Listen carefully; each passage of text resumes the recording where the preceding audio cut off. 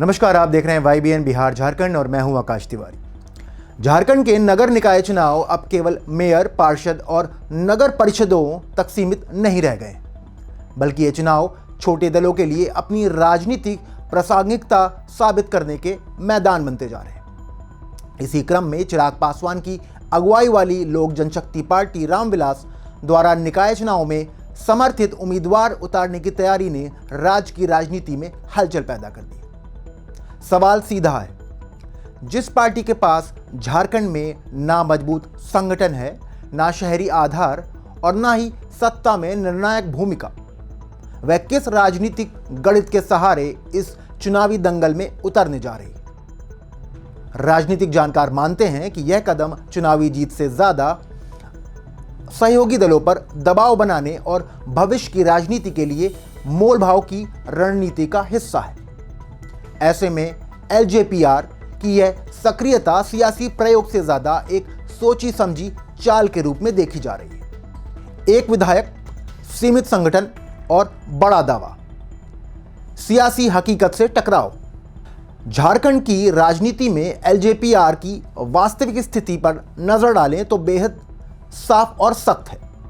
राज्य विधानसभा में पार्टी के पास सिर्फ एक विधायक है और वह भी किसी बड़े क्षेत्रीय प्रभाव का प्रतिनिधित्व नहीं करता।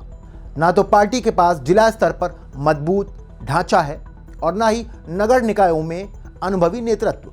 ऐसे में शहरी चुनाव जैसे कठिन और स्थानीय समीकरणों पर आधारित मुकाबले में उतरना राजनीतिक महत्वाकांक्षा और जमीनी हकीकत के बीच टकराव को उजागर करता है।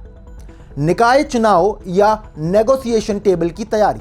LJPR की इस पहल को सीधे सीधे चुनावी तैयारी मानने के बजाय राजनीतिक सौदेबाजी की रणनीति के रूप में देखा जा रहा है। नगर निकाय चुनाव के जरिए पार्टी यह संदेश देना चाहती है कि वह सिर्फ सहयोगी की भूमिका में सीमित नहीं रहेगी। यह कदम आने वाले विधानसभा या लोकसभा चुनाव से पहले सीट बंटवारे में अपनी हिस्सेदारी बढ़ाने की कोशिश के तौर पर भी देखा जा रहा है। यानी यह चुनाव कम और राजनीतिक दबाव बनाने की कवायद ज्यादा लगती है। शहरी वोटर बनाम LJPR, क्या कोई वास्तविक कनेक्ट है?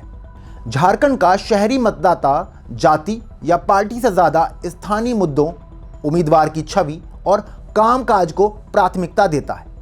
पानी, सफाई, ट्रैफिक, रोजगार और बुनियादी सुविधाएं यहां मुख्य मुद्दे होते हैं।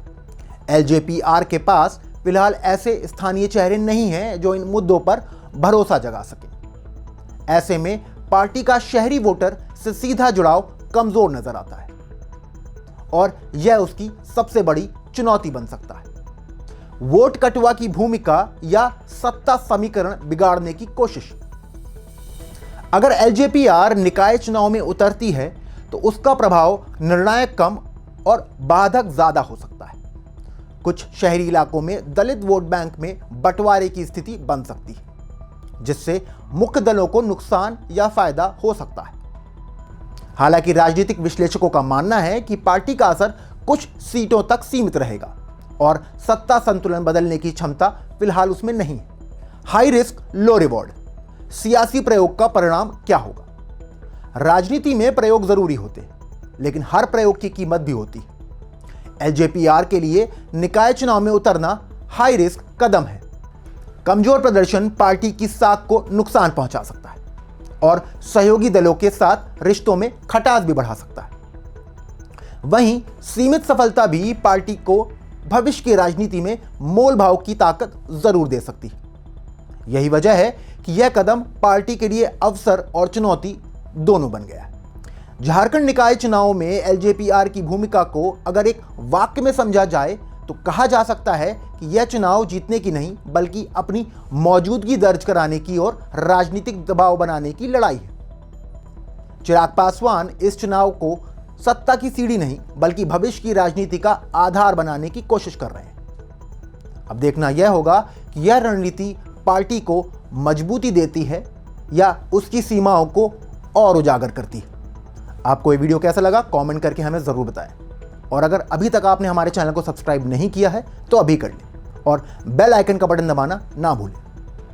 मिलते हैं अगले वीडियो में, तब तक के लिए जय हिंद, जय भारत।